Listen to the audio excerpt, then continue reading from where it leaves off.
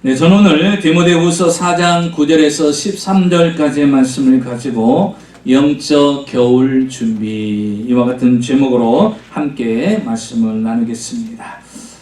이제 겨울이 시작되었습니다. 모든 만물이 겨울 준비하기에 바쁩니다. 개구리나 뱀들도 겨울을 지나기 위해서 땅속으로 들어가고, 다람쥐들도 밤과 도토리를 준비해서 겨울을 지내기 위해서 이 모든 음식들을 준비를 합니다. 오늘 성경 본문에 등장하는 사도 바울도 이제 겨울을 서서히 준비하고 있습니다. 일생을 하나님의 복음을 전하다가 그 복음을 전했다는 이유로 그가 감옥에 갇히게 됩니다. 머리는 휘어진 노 사도 바울, 이제 언제 사형당할지 모르는 감옥에 갇혀서 겨울을 맞이하게 됩니다. 그는 이제 오늘 죽을지 내일 죽을지 모르는 인생의 겨울을 맞이하게 됩니다. 그리고 차갑고 싸늘한 그 감옥에서 마지막 이제 인생의 여정을 준비합니다. 그러면서 영적인 아들인 디모데에게 서신을 보냅니다. 마지막 그가 겨울을 준비하기 전에 디모데에게 보낸 서신의 내용은 이런 것입니다. 디모데야, 너는 어서 속히 내게로 오라. 모든 사람들이 나를 버리고 떠났지만 누가만 오직 내 곁에서 나와 함께하고 있다. 그리고 디모데야, 내가 올 때 들어와 가부의 집에 가서 내게 그가 내가 맡겨놓은 겉옷이 있는데 그 겉옷을 가지고 오고, 특별히 가죽 종이에 쓴 책을 가지고 오라고 부탁을 합니다. 그러면서 다시 이렇게 부탁하지요. 겨울이 오기 전에 꼭 가지고 오라고 말하고 있습니다. 사도 바울은 지금 인생의 겨울을 준비하고 있습니다. 언제 죽음을 맞이할지 모릅니다. 언제 사형을 당할지 모릅니다. 여러분, 사도 바울에게만 인생의 겨울이 올까요? 우리 인생들에게, 저나 여러분에게도 인생의 겨울은 온다는 사실입니다. 그런데 우리는 그 인생의 겨울을 맞이하기 전에 우리는 반드시 준비해야 될 것이 있더라는 것입니다. 세상에 보니까요, 사람들도 인생의 겨울을 맞이하더라는 것입니다. 어떤 사람은요, 건강의 겨울을 맞이하는 사람이 있습니다. 여러분, 지금은 우리가 건강합니다. 그래서 내가 이렇게 예배도 참석할 수 있고, 내가 또 기도도 할 수 있고, 새벽 예배도 나올 수 있고, 수요 예배도 나올 수 있고, 전교인 토요 새벽 기도도 나올 수 있고, 내가 성경을 펼쳐서 성경을 또 큐티도 할 수 있고, 묵상도 할 수도 있고, 암송도 할 수 있고, 말씀을 읽을 수도 있습니다. 그런데 여러분, 건강의 겨울을 맞이하게 되면 어떻습니까? 이 몸이요, 움직이지 못할 때가 옵니다. 내 마음대로 사용하지 못할 때가 온다는 것입니다. 그래서 우리는 인생의 겨울을 맞이하기 전에 우리가 준비해야 된다는 것입니다. 성경에도 보니까 나만이라는 사람은요, 아람의 큰 장관입니다. 그는 권세를 소유했어요. 물질도 많았습니다. 부족함이 없는 사람이에요. 그런데 그는요, 인생의 건강의 겨울을 맞이하게 됐습니다. 문둥병이라는 병이 생겨가지고 그는 언제 죽을지 모르는 삶을 삽니다. 사람들 보기에는 겉으로는 화려해요. 권세가 있는 갑옷을 입고요. 그는 많은 물질을 소유했습니다. 그런데 갑자기 그에게 문둥병이라는 건강의 겨울이 찾아오게 된 것입니다. 여러분, 우리는 건강의 겨울이 찾아오기 전에 겨울을 준비해야 된다는 것입니다. 어떤 사람은 물질의 겨울이 찾아옵니다. 여러분, 물질이라는 것은 항상 내게 있을 거라고 생각합니까? 여러분, 그 물질이요, 한순간에도 사라질 수 있어요. 최근에 보니까요, 한국의 어떤 유명한 분이요, 150억, 200억 사기를 당해가지고, 빚을 져갖고서요, 순식간에 화려하게 물질에 대해서 신경도 안 쓰고 그냥 펑펑 쓰던 사람이 순식간에 150억, 250억이 순식간에 날아가 버리니까요, 그냥 사람이 penny처럼 같은 그런 모습으로 바뀌어집니다. 그 돈이 계속해서 있을 줄 알았어요. 그 돈이 나를 지켜줄 것이라고 생각했어요. 그런데 물질의 겨울을 맞이하니까요, 그 돈이 내 것이 아닌 것이, 아무것도 없는 인생이 되어버린 것입니다. 그러니 남은 인생을 살아가려니 얼마나 힘들고 어렵겠습니까? 그래서 우리는요, 인생의 겨울을, 물질의 겨울을 맞이하기 전에 물질을 잘 관리해야 됩니다. 내가 노년에서 내 후의 삶의 속에도 하나님의 은총과 축복 속에서 살려면요, 하나님과의 물질적인 관계를 잘 맺어야 됩니다. 그래서 내 인생의 물질의 겨울을 맞이할 때도 하나님의 은혜로 풍요롭게 살 수 있는 그러한 겨울이 돼야 된다는 것입니다. 어떤 사람은 환경의 겨울을 맞이하는 사람이 있습니다. 이 환경은요, 아무리 내가 일하고 싶어도 일할 수 없는 환경이 되어진다는 것입니다. 지금은 우리가 젊고 내가 할 수 있고 지금 하는 일이 있으니까 가능하다고 생각합니다. 그런데 그것이 꾸준히 될 거라고 착각 속에 사람들은 살아가요. 그런데 분명히요, 여러분, 환경의 겨울은 반드시 찾아온다는 것입니다. 성경에 보면 모세라는 사람은 40세 왕궁에서, 바로 왕궁에서 최고의 모든 교육을 다 받은 사람이에요. 그리고 나이는 40입니다. 얼마나 혈기왕성할 때예요. 못할 게 없지요. 못 이룰 게 없지요. 왕궁에서 최고의 교육을 받은 사람이에요. 그래서 40대에 그가 이스라엘을 구원하려고 나섭니다. 그런데 여러분, 환경이 열어주질 않아요.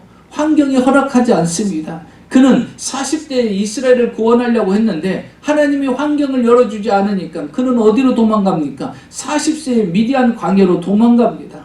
자기의 계획과 꿈과 생각대로 되지 않았어요. 그곳에 가서 무엇을 했어요? 양을 키우고 소를 키우면서 40년을 보냈어요.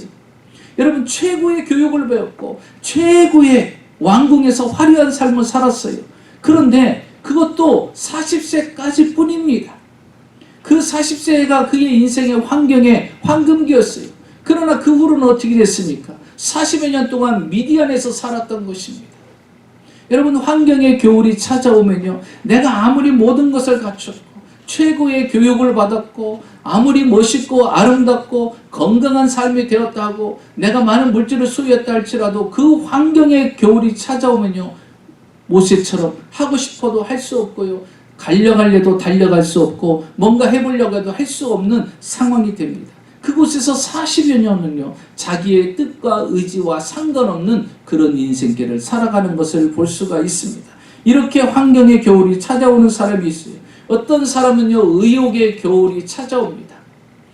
지금까지는 의욕스럽게 열심히 살았어요. 아주 에너지가 넘치는 삶을 살았어요. 그런데 어느 순간부터요, 의욕의 겨울이 찾아오면요, 만사가 귀찮아요. 만사가, 의욕이 생기지 않습니다. 해도 소용이 없다라는 생각이 들죠. 여러분, 엘리야는요, 하늘에 불을 끌어내려서 하나님의 살아계심을 나타냈던 사람이에요. 그래서 왕도 두려워하지 않고요, 백성들도 두려워하지 않고 850명의 선지자들도 두렵지 않고 의욕적으로 하나님의 사역을 하던 사람이에요. 그런데요, 순식간에 그의 의욕이 사라집니다. 이세벨의 여인이요, 그를 죽이겠다고 하니까요, 갑자기 생각이 바뀌면서 그가 로뎀 나무 아래서 하나님 앞에 이렇게 기도합니다. 조금 전에 어떤 일을 행했던 사람이 하늘에 불을 끌어내려오는 아주 의욕적인 일을 했던 사람이에요. 그런데 순식간에 사람이 바뀌어가지고 이렇게 얘기합니다. 하나님, 됐습니다.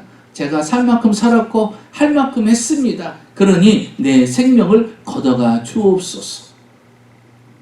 여러분, 사람이 한순간에요, 의욕의 겨울을 맞이할 때가 있어요. 그래서 무능력해지고요, 무기력해지고요, 모든 것이 그냥 재미가 없는 거예요. 그래서 심지어 그런 사람은요, 우울증까지 빠지게 되는 그런 일까지 생깁니다. 여러분, 의욕의 겨울이 찾아오기 전에 우리는 더 열정적인 삶을 살아가야 돼요. 열정적인 신앙생활을 해야 된다는 것입니다. 그뿐만 아닙니다. 영적인 겨울이 오기 전에 우리는 겨울을 잘 준비해야 됩니다. 영적인 겨울은 무엇을 이야기합니까? 영적으로 하나님께서 모든 것을 허락하지 않는 겨울을 맞이하는 거예요. 바로 지금과 같은 상황을 우리는 생각해 봐야 됩니다. 여러분, 이 팬데믹 상황이 잠시 잠깐 지나갈 것이라고 생각했어요. 몇 개월이면 끝날 거라고 생각했어요. 그런데 지금 어떻습니까? 2년이 가고 있어요. 그리고 또 계속해서 진행돼 가고 있습니다. 그런데 여러분, 어떻습니까? 우리가 영적인 신앙생활 하는데 제대로 되던가요? 우리가 팬데믹이 오니까요, 어떻게 됐어요? 교회가 다 문을 닫았어요. 예배가 중단이 됐습니다. 그리고 온라인으로 다 모든 것이 바뀌어졌어요. 그런데 온라인 예배 때 참여하는 숫자는요, 확연히 다릅니다. 그렇죠? 그러니까 예배 중심의 삶이 바뀌어졌어요. 교회 중심의 삶이 바뀌어졌어요. 하나님 중심의 삶이 바뀌어졌어요. 신앙의 중심의 삶이 바뀌어졌어요. 그러니까 다시 말하면 영적인 겨울을 맞이하게 된 거예요. 하나님과 교통하는 것이 막혀져 버렸어요. 하나님과 교제하는 것이 끊어져 버렸어요. 내가 하고 싶어도 할 수 없는 상황이 되어버린 거예요. 열심을 내려도 열심을 낼 수 없는 상황이 되었어요. 예배를 드리려도 온전한 예배를 드릴 수 없는 상황이 되어버렸다라는 것입니다. 여러분, 이스라엘 백성들이 하나님 앞에 범죄하고 우상을 섬기니까 하나님이 어떤 일을 행하셨어요? 바벨론이라는 강대국을 세워가지고 나라를 부셔버렸어요. 성전을 부셔버렸어요. 그들이 살고 있는 집을 부셔버렸어요. 그리고 그 백성들을 바벨론의 포로로 다 끌고 갔습니다. 이스라엘이라는 나라가 사라졌어요. 백성들은 바벨론에 끌려가서 포로의 삶을 삽니다. 그들의 영적인 상태는 어떻게 됐죠? 영적 암흑기를 맞이하게 됐어요. 아무것도 할 수 없어요. 여러분, 포로로 끌려간 자가 무슨 영적인 삶을 할 수가 있어요? 내 뜻, 내 생각대로 종교생활, 믿음생활 할 수 있겠어요? 아무것도 할 수 없어요. 그런데 이전에는 주님이 어떻게 했어요? 회개하고 돌이켜라, 다시 성전으로 돌아와라, 다시 예배하는 자로 돌아와라, 하나님께로 돌아와라, 이렇게 계속해서 선포를 했어요. 그런데도 불구하고 그들은 돌아오지 않았어요. 결국 어떻게 됐어요? 영적인 겨울을 맞이하니까 그들은 예배를 드릴 수 없는 상황이 되어버리고 말았다는 것입니다. 여러분, 우리가 인생을 살면서요, 사람들은 이렇게 다양한 여러 가지 겨울을 맞이하게 된다는 것입니다. 지금 사도 바울도요, 감옥에 갇혀서 그는 언제 죽을지 모르는 이제 겨울을 맞이하게 됩니다. 그러면서 그는 겨울을 준비하고 있어요. 내 인생의 겨울이 다가오기 전에 내가 겨울을 준비해야 되겠다. 여러분의 인생의 겨울이 다가오기 전에 우리는 무엇을 준비해야 될까요?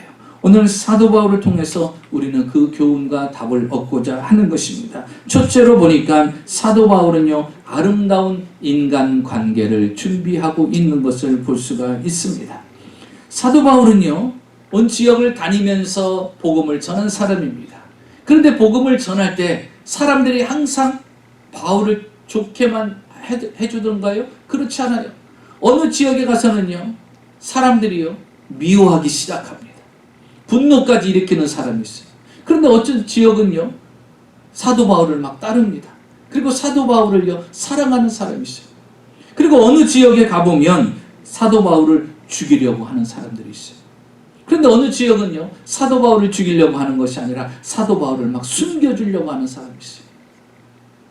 그러니까 사도 바울이요, 복음을 전하면서 항상 사랑만 받은 것은 아니에요. 그런 능력자도요, 어느 곳에 가서는요, 미움을 받고 대적을 받았어요. 어느 곳에서는요, 사랑을 받기도 했어요.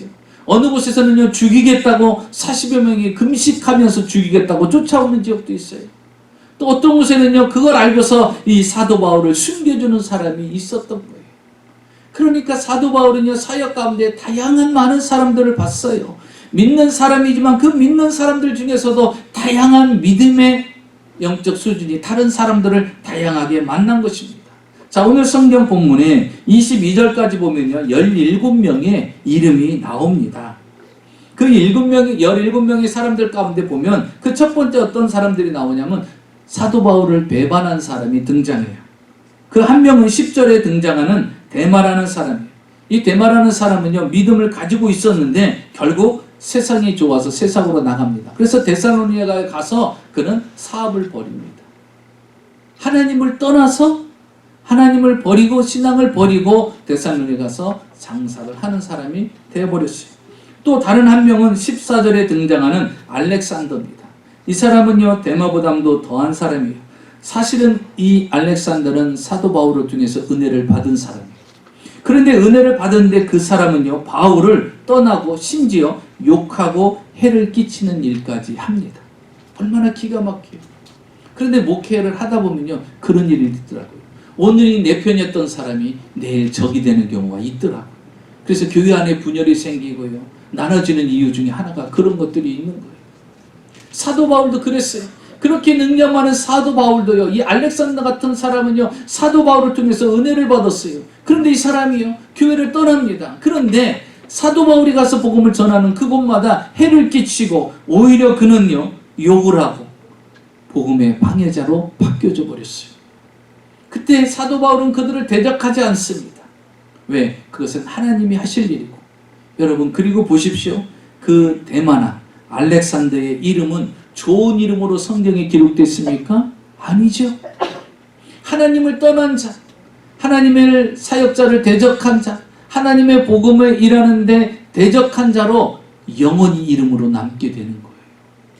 이 세상이 멸망할 때 주님 오시는 그날까지 이 데마와 알렉산더의 이름은요, 성경에 계속해서 기록되어 있는 거예요. 여러분, 우리의 이름이 어디에 기록되기를 원합니까? 하나님의 선하신 사역을 한 그곳에 우리의 이름이 기록되어야 되지 않겠어요? 하나님 일에 방해하고 목회 사역에 방해하는 그런 자의 이름이 기록이 되는 것이 아니라, 사도 바울은요, 그 뒤부터 또 이름을 적어 나갑니다. 또 한 사람들은 누구냐? 동역자들을 적어 나갑니다. 그가 비록 감옥에 있지만 복음을 전할 수가 없어요. 그래서 대신 다른 사람들을 파송시킵니다. 그레스게는요, 갈라디아로, 디도는 달마디아로, 그리고 두기고는요, 에베소로 이렇게 사역자를 보냅니다.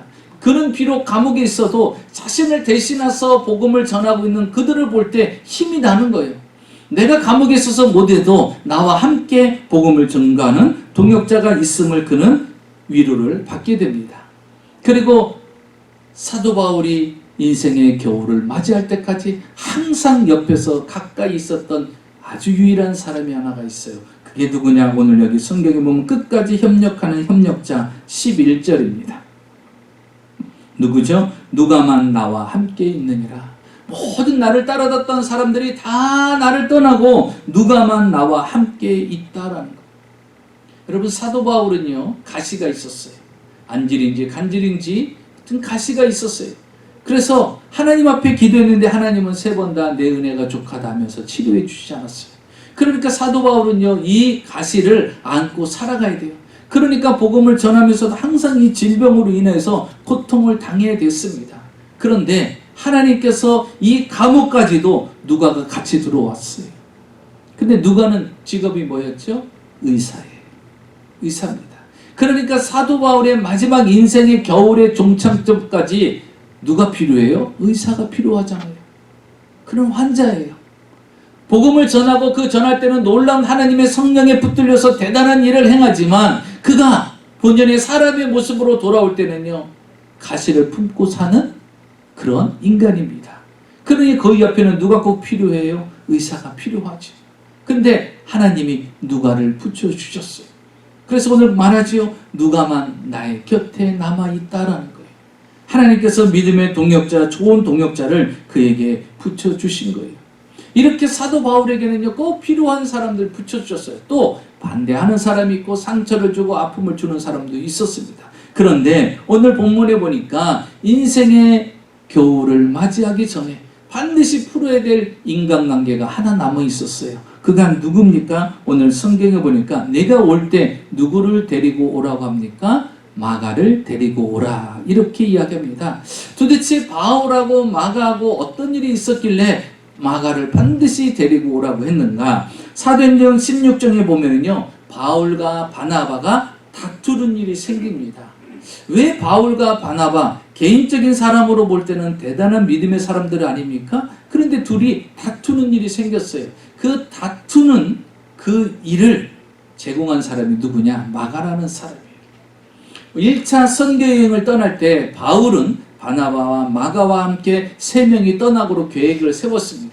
그랬는데 떠날 시기가 됐는데 갑자기요, 마가가 이렇게 얘기합니다. 저 집안에 무슨 일이 생겨가지고 저는 못 가겠습니다. 그럼 아니 3명이 가고 그 사역을 다 준비했는데 갑자기 나는 집안일이 바빠가지고 집안일에 무슨 일이 생겨가지고 제가 못 가게 됐습니다. 저는 못 갑니다 하고 그냥 돌아가 버린 거예요. 그러니까 바울이 볼 때는요, 이 사역자라는 사람이 집안일에 뭐 생겼다고 이렇게 계획을 다 세우는 선교여행, 이게 쉬운 게 아니고 사람의 영혼을 구하는 일에 가는 건데, 그렇지 않고 미리 이야기했으면 다른 사람을 대처했을 텐데 지금 다 계획을 잡았는데 나는 집안일이 있어서는 안 갑니다 하고 그냥 아무렇지도 않게 그냥 가는 거예요. 이제 바나바는 뭐라고 얘기합니까? 그냥 사정이 있으니까 그냥 두고 갑시다. 우리끼리 갑시다 하고 두 사람이요, 그냥 가서 1차 선교여행을 마치고 돌아옵니다. 그리고 2차 선교여행을 또 떠납니다. 그때 바나바가 이렇게 제안을 합니다. 마가도 같이 데리고 갑시다. 그러면 바울이 뭐라고 생각했어요? 아니 1차 때 집안일 있다고 안 가겠다고 한 사람인데, 아니 그 정도로 책임감도 없고 그 정도로 복음에 대한 열정도 없고 그런 사명감도 없는 사람을 왜 데려가려고 하냐고, 나는 그 사람이 안 왔으면 좋겠다 이러는 거예요.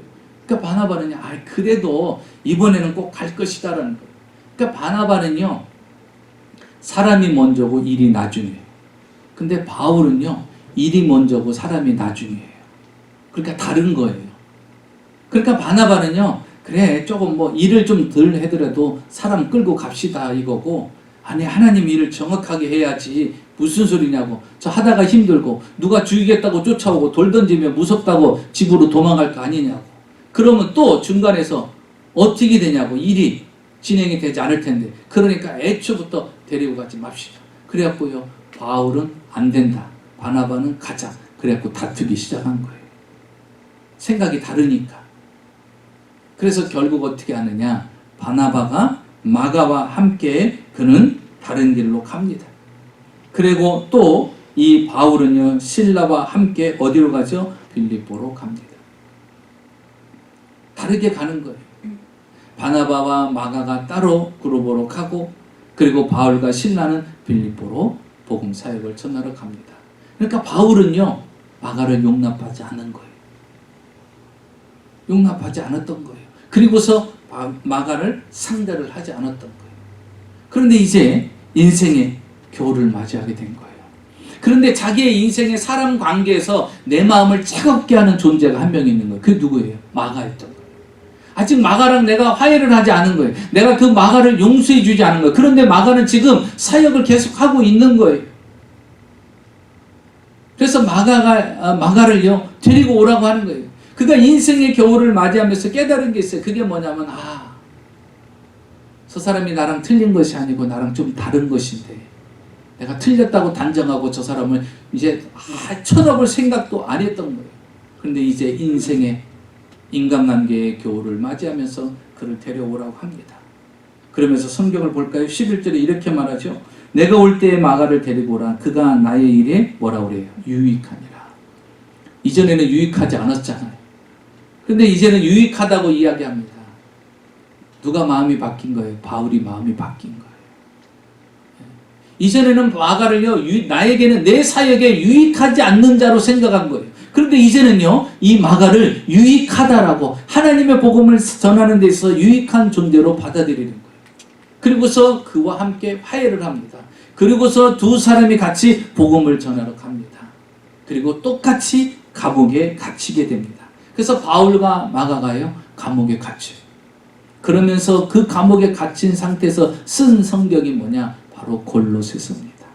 그래서 골로새서 성경에 보면 이렇게 기록하고 있어요. 골로새서 4장 10절에 나와 함께 갇힌 아리스다고와 바나바의 생질 마가와, 이렇게 성경에 기록하고 있어요. 그래서 바울이요, 마가와 함께 사역을 하다가 복음을 전하다가 감옥에 갇히게 되고, 그 감옥에서 마가와 함께 골로새 교인들에게 골로새 편지를 쓰는 그러한 일을 하게 된 것입니다. 완전히 달라진 것이죠. 그래서 사도 바울은요, 인생의 사람 관계에 있어서 인생의 겨울을 준비하면서 내가 아직 풀지 못한 사람, 내가 화해하지 못한 사람, 내가 용서하지 못한 사람을 겨울이 오기 전에 다 화해하고 용서하고 해주었다라는 것입니다. 여러분, 인생의 겨울이 오기 전에 아직 여러분 화해하지 못한 사람이 있어요. 아직 용서하지 못한 남편, 아내, 자녀들, 아니면 내 부모, 형제, 내 주변의 이웃들이 있습니까? 여러분, 인생의 겨울이 오기 전에 여러분 인간관계를 다시 세우시기 바랍니다. 저는 최근에 한번 후회한 적이 있어요. 그 후회는 뭐냐면, 우리 마이애미 교육자 협의회에 이제 목사님이 계십니다. 저보다 한 3개월 뒤에 오신 목사님인데, 젊은 목사님이 오셨어요. 여기 새로운 교회라고 우리가 잘 아는 호사모님이 사역하셨던, 남편분이 사역하셨던 그 교회의 목사님이에요. 근데 그 목사님이 지난주에 제가 이제 마이애미 교육자 협의회 이제 임원을 맡고 있으니까 전체 카톡에 온 거예요. 그 침례 교단 쪽에 목사님이 연락이 온 거예요. 그 목사님이 아이를 픽업을 갔다가 몸이 안 좋아서 어느 작은 마트 앞에서 잠깐 차를 세웠는데 그냥 심장마비로 돌아가신 거예요. 심장마비로 돌아가신 거예요. 젊어요. 40대예요. 40대. 근데 제가 이렇게 오면서요, 어떤 마음 가졌냐면, 아이고, 처음에 와서 이제 인사를 하더라고요. 인사를 하는데, 아이고, 젊은 사람이 플로리다 와서 또 사역을 하는구나. 이제 제 젊었을 때 목회하는 그런 모습도 보이고 그래서, 그래, 내가 한번 언제 시간 내서 한번 식사를 같이 한번 하고, 같이 이야기 좀 해야 되겠구나. 왜냐면 또 보니까 대전에서도 또 사역을 했다고 하더라고요. 제가 잘 아는 교회에서. 그래서 한번 좀 이야기를 해야 되겠다. 이렇게 생각을, 마음을 가졌어요. 그런데 팬데믹이 딱 온 거죠. 그런데 뭐 그 마음을 가지고 식사 한번 하려고 했는데요. 결국 식사 한 번도 못하고 이렇게 되어버린 거예요. 그래서 제가 그런 마음을 가졌어요. 내가 처음에 그런 마음을 가졌을 때 그냥 했어야 되는 건데, 결국은 내가 식사 한번 대접하지도 못하고 그냥 하나님의 부름을 받았네. 이런 아쉬움이 남는 거예요. 이런 아쉬움이 남는 거예요. 여러분, 인생의 인간관계의 어떤 그런 겨울이 찾아오기 전에 여러분 어떻게 해요? 모든 사람과 화해하시고요. 모든 사람과의 좋은 만남을 소유하시기 바랍니다. 그래서 사도 바울은요, 제가 인생의 겨울을 맞이하기 전에 마가를 만나서 꼭 이 문제를 해결하고 싶었던 거예요. 그리고 그는 새로운 또 사역이 열리게 된 것입니다. 두 번째로 보면요, 그는 무엇을 가지고 오라고 합니까? 겉옷을 가지고 오라고 합니다. 그는 기도를 준비합니다. 13절, 내가 올 때에 내가 들어와 가부의 집에 둔 겉옷을 가지고 오라라는 거예요. 여러분, 겉옷은요, 뭐 추위를 덮기 위해서 할까요? 아니에요. 이 겉옷은요, 바울이 기도할 때 입었던 옷이라는 거예요. 기도할 때 걸쳤던 옷이라는 거예요. 여러분, 인생의 겨울을 맞이하면요, 그 겨울을 견뎌낼 수 있는 힘이 뭐라고 생각합니까? 기도입니다. 기도예요. 여러분, 팬데믹 상황에도 우리의 신앙이 흔들리지 않고 거뜬히 이길 수 있는 게 뭐예요? 기도예요. 평상시 기도를 심어놔야만이, 기도로 다져놔야만이요, 여러분 위기도 시련도 환난도 이겨낼 수가 있는 것입니다. 성경을 보십시오. 여러분, 다니엘도 하루에 3차례씩 기도를 했어요. 그런데 그 인생의 죽음의 겨울이 찾아왔을 때 어떻게 이겨냈어요? 하루에 3번씩 기도한 것이 결국 그를 살려냈다라는 것입니다. 바울이 사역지를 갈 때마다 항상 빼놓지 않는 것이 무엇입니까? 제일 먼저 찾는 것이요, 기도 처소를 찾았다는 것이에요. 왜? 내 인생의 어느 순간에 내 인생의 겨울이 올지 몰라요. 그렇기 때문에 기도로 무장하는 거예요. 그런데요, 아니나 다를까요? 인생의 겨울이 찾아왔잖아요. 정치는 귀신 들린 여자아이를 고쳐줬더니 감옥에 집어넣어서 죽지 않을 만큼 맞았어요. 그런데 그곳에서 그가 한 일이 무엇입니까? 기도를 하더라는 거예요. 여러분, 다 죽게 생겼는데 어떻게 기도와 찬양을 할 수 있어요? 그런데 여러분, 바울은요, 지금까지 계속 뭐예요? 기도하던 사람이라는 거예요. 기도는 한순간에 나오는 게 아니에요. 기도는 힘들 때 하는 게 아니에요. 기도는 문제 생겼을 때 하는 게 아니에요. 그래서 주님이 말씀하시죠. 쉬지 말고 기도하라. 이것은 너희를 향한 하나님의 뜻이니라 그랬어요. 하나님의 뜻이 뭐예요? 쉬지 않고 기도하는 것이에요. 여러분, 우리가 인생의 겨울을 잘 이겨낼 수 있는 것은요, 기도로 무장하는 것입니다. 그것을 버티고 이기고 승리할 수 있는 것은 기도라는 거예요. 그래서 여러분, 우리는 기도를 멈춰서는 안 된 것입니다. 우리가 숨을 쉬지 못하면 죽는 것처럼 기도하지 못하면요, 우리의 신앙은 보장받을 수 없어요. 왜? 환경이 처음엔요, 순식간에 흔들리는 게 우리 인간이라는 것입니다. 그렇기 때문에 사도 바울도 인간이에요. 그렇기 때문에 인생의 겨울이 오기 전에 왜 겉옷을 가지고 오라고 합니까? 기도밖에 없다라는 거예요. 이 감옥에서 내가 두려워하지 않고 죽음의 공포에 있지 않냐고 내가 담대히 끝까지 사명을 감당할 수 있는 것은 기도밖에 없다라는 거예요. 그래서 그가 감옥 속에서 선택한 것이 무엇입니까? 기도하기로 결심한 거예요. 여러분, 이 팬데믹 상황 가운데서 우리가 더더욱더 해야 될 것이 무엇일까요? 기도라는 것입니다. 남유다의 3번째 왕인 아사 왕이 되었어요. 그런데 구스 사람 세라가요, 100만 명의 대군을 이끌고 쳐들어왔어요. 300명의 정예 첨단의 무기를 소유한 사람을 데리고 찾아온 거예요. 자, 여러분 생각해 보세요.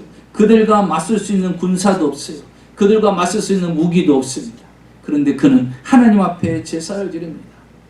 그리고 하나님 앞에 기도하기 시작합니다. 하나님, 우리는 저들과 싸워 이길 수도 없고 그만한 군사도 없고 무기도 없습니다. 하나님 앞에 간절히 기도했을 때 어떤 일이 일어났습니까? 백만대군인 그들과 싸워 능히 이겼다는 사실입니다. 이겼어요. 그래서 그의 인생에 20년 동안 나라의 태평성대를 누리게 됩니다. 아무 문제가 없이 지내요. 그런데 이 20년 동안 자신은 인생의 겨울이 찾아오지 않을 거라고 생각한 거예요. 왜? 여러분, 사람은 착각합니다. 항상 평탄할 줄 알았어요. 근데 그 평탄한 사람을 유지하려면 어떻게 돼요? 영적인 삶이 같이 병행이 돼야 된다는 거예요. 근데 20년 동안 아무런 문제가 없으니까 여러분, 문제 없으면 기도해요, 안 해요? 안 해요. 문제 있으면 기도해요, 안 해요? 하지 말래도 해요. 합니다. 문제 있으면. 그러니까요, 갑자기 북이스라엘이 공격해 온 거예요. 20년 동안 아무 문제가 없던 날에 북이스라엘이 공격해 오니까요, 그 숫자는요 충분히 맞서 싸울 만도 합니다. 그런데 워낙 태평하게 태평성대를 누리며 지냈다 보니까 그들과 싸울 수 있는 방법이 없는 거예요. 그래서 아람 사람들한테 도움을 요청합니다. 아람 왕에게. 그래서 자신이 가지고 있는 모든 재물도, 성전 성벽에 있는 금까지 깎아가지고 다 갖다 주면서 군사를 좀 보내달라는 거예요. 왜? 우리가 북이스라엘과 싸워야 되겠다는 거예요. 여러분, 이전에는 100만 대군이 왔을 때 아사왕이 한 게 무엇이었어요? 기도였어요. 기도였어요. 그런데 인생의 겨울이 올 거라고 생각을 안 하고 기도도 하지 않았어요. 그러니까 이제는 뭐예요? 여러분, 기도하는 사람은요 믿음의 방법을 선택합니다. 근데 기도 안 하는 사람은요 인간의 방법을 선택하는 거예요. 자, 기도할 때는요 하나님의 방법을 선택해요. 숫자가 많아도 하나님이 도우시면 된다라는 확신이 있어요. 근데 숫자가 적어도요 하나님이 도우시면 된다라는 게 없어요. 왜? 지금 내가 믿음이 없으니까. 그러니까 주변에 아랍 왕에 의지합니다. 그래서 군사를 보내달라고 해요. 근데 협조를 해도 소용이 없어요. 그러니까 하나니라는 선지자가 와서 말합니다. 왕이요, 정신 차리세요. 그때 100만의 대군이 왔을 때도, 구스 사람 세라가 100만의 대군이 왔을 때도 당신 하나님 앞에 엎드려 기도하고 예배드리지 않았습니까? 그때 하나님이 도우셔서 당신 승리하지 않았습니까? 그러니 지금 기도하세요. 그때도 이기게 하신 하나님이 이렇게 숫자 적은 북이스라엘과 싸워 이기지 않게 하겠습니까? 기도하라는데요. 여러분, 이상하죠? 믿음이 있을 때는요 주의 종 말이 아멘으로 들려요. 근데 믿음이 식어지면요 그게 아멘이 아니고 노멘이 되는 거예요. 그러면서 뭐라고 말합니까? 저 하나님 듣기 싫으니까 감옥에 가둬버려라 그러는 거예요. 자기에게 올바른 믿음의 충원을 함에도 불구하고 감옥에 가두라고 합니다. 그리고 설상가상으로 몸에 병이 생겨요. 죽을 병이 생깁니다. 하나님 앞에 기도하지 않고 의사를 찾아갑니다. 그러니까 그는요 인생의 겨울에 하나님을 전혀 찾지 않아요. 결국 그는 처음에는 화려하게 하나님의 왕으로, 하나님을 굳건히 의지하는 왕으로 시작했는데 그의 인생의 마지막은요 하나님 없이 끝났다는 사실이에요. 여러분, 인생의 겨울을 허무하게 끝나야 되겠어요? 우리는 더 멋지고 화려하게 끝날 수 있어요. 그게 뭐냐? 하나님 앞에 기도하는 거예요. 인생의 겨울이 오기 전에 우리는 기도로 준비해 놔야 되는 것입니다. 어떤 상황에도 요동하지 않게끔. 마지막으로는요 성경을 준비합니다. 사도 바울이요 로마 감옥에 있으면서 겨울을 준비하면서 마지막 가지고 오라는 것 13절, 또 책은 특별히 가죽종이에 쓴 것을 가져오라. 이 가죽종이라는 것은 헬라어로요 비블리아라고 합니다. 곧 바이블, 곧 성경을 이야기하는 거예요. 이때 당시는, 지금은 인쇄술이 발달해서 성경책 이렇게 들고 다닐 수가 있죠. 또 우리가 폰을 통해서 앱을 받아가지고서 가지고 다닐 수 있습니다. 그러나 그때 당시 성경은요 가죽 두루마리로 상당히 무거워요. 그러니까 많은 성경을 들고 다닐 수가 없어요. 그래서 아는 지인의 집에다 보통 맡깁니다. 그래서 필요할 때마다 가지고 오고 그러거든요. 그러니까 가부의 집에다가 맡겨놨던 거예요. 그런데 인생의 겨울이 자기에게 다가오는 것을 알고서요 그가 무엇을 읽기로 결심합니까? 성경을 가지고 오라는 거예요. 그리고 그는 하나님의 말씀이 있습니다. 아는 것이죠. 여러분, 우리 하나님의 사람들의 능력이 원천이 어디서 옵니까? 하나님의 말씀을 통해서 오는 거예요. 그래서 우리는 하나님의 말씀을 듣고 있는데 초점을 맞춰야 돼요. 그래서 우리는 날마다 큐티하고 하나님 말씀을 묵상하고 읽고, 여러분 우리는 영적인 존재예요. 밥 먹고 힘내서 내가 오늘 힘 있다고 사는 게 아니라는 거예요. 우리는 영적인 존재라는 거예요. 원수마귀를 물리칠 수 있는 힘도 있고 상황과 환경을 물리칠 수 있는 능력자로 살아가야 되는 것입니다. 그런데 그 믿음이 어디서 생겨요? 하나님의 말씀으로 채워질 때 생기는 거예요. 그래서 우리는 날마다 하나님의 말씀을 채워줘야 돼요. 어떤 분은요, 새끼 안 먹으면 큰일 나는 줄 알아요. 근데 성경 안 읽으면요, 큰일 나는 줄 생각 안 해요. 왜? 그거는 몸에서 반응이 없기 때문에 그래요. 근데 사도 바울은요, 영적인 겨울이 오기 전에 무엇을 합니까? 하나님의 말씀을 가까이 들으려고 합니다. 가까이 읽으려고 합니다. 왜? 능력의 원천이 성경에 있기 때문인 것입니다. 여러분, 우리는 인생의 겨울이 오기 전에 하나님의 말씀으로 채워야 돼요. 하나님의 말씀이 내 안에 풍성히 거해야 됩니다. 그래서 어떤 일을 만나든지 그 상황에 맞도록 내 몸을 치면 거기서 하나님의 말씀이 튀어나와야 돼요.